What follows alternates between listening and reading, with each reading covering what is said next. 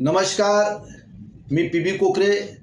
आज खरोखरच या विषयावर बोलायला इतकं दुःख होतंय आणि हृदयामध्ये वेदना होत आहे. तळपायातली आग मस्तकात पोचली. वाराणसीमध्ये पुण्यश्लोक अहिल्यादेवी होळकरांनी जो घाट उभारला होता तो घाट काल तोडण्यात आला. पुण्यश्लोक अहिल्यादेवीची मूर्ती त्या ठिकाणी पडले आणि त्या मूर्तीवरती माणसं नाचतायत. इतकं मोठं घाणेरडं अपमानजनक कृत्य घडलंय आणि आपण सर्वजण अजूनही शांत आहोत. मी आज देशातील माझ्या तमाम सर्व पुण्यश्लोक अहिल्यादेवी होळकरांच्या विचाराचे जे वारसदार आहेत, जे वंशज आहेत, त्यांना सर्वांना विनंती करतो, बांधवांनो, ह्याच्यावरती फक्त शांत राहून नव्हे आणि सोशल मीडियावरतीच निश्चित करून नव्हे, रस्त्यावर उतरायची वेळ आलेली आहे आणि त्याची तयारी करा.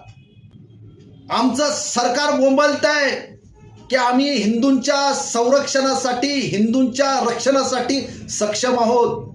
हे हिंदूंच्या विचाराचं सरकार आहे. त्या भामट्याला माझा प्रश्न आहे.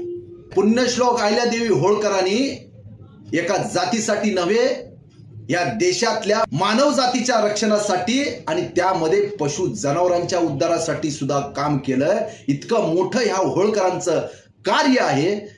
छत्रपती शिवाजी महाराजांच्या नंतर या होळकरांनी ह्या स्वराज्याचा गाडा ओढला, या स्वराज्याचं रक्षण केलं आणि आज त्याच होळकरांचा इतिहास तुम्ही मिटवायला निघालाय आणि वरून हिंदुत्वाच्या बाता ठोकताय तुम्ही. तुम्हाला लाजा वाटत नाहीत? असं कृत्य घडलंच कसं?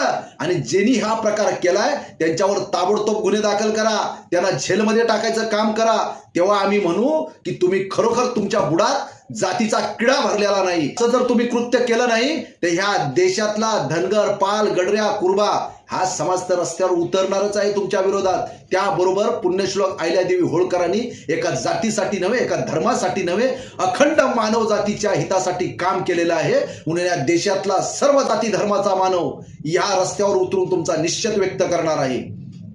ज्या पुण्यश्लोक अहिल्यादेवी होळकरांनी स्वतःच्या तिजोरीतला खर्च करून जे मुघलांनी मंदिरं उद्ध्वस्त केली होती, ती मंदिरं बांधण्याचं काम केलं, जीर्णोद्धार करण्याचं काम केला. म्हणून त्या मंदिरात आज तुम्ही जाता नकट्यानो आणि त्या ठिकाणी माथा टेकता, नाहीतर ती तुम्हाला मंदिरच राहिली नसती. अरे, त्या पुण्यश्लोक अहिल्यादेवीचा अपमान करत असताना, पुण्यश्लोक अहिल्यादेवीची मूर्ती तुडवत असताना तुम्हाला लाजा कशा वाटल्या नाही रे? थोडा तरी लाजा बाळगा. आणि तुमचे आता दिवस भरलेले आहे, तुमच्या पापाचा घडा भरलाय. लवकरच तुमच्या पापाचा घडा फुटायचं काम होणार आहे आणि ह्या देशातला पुण्यश्लोक अहिल्यादेवी होळकरांच्या विचाराचे वारसदार ते करणार आहे.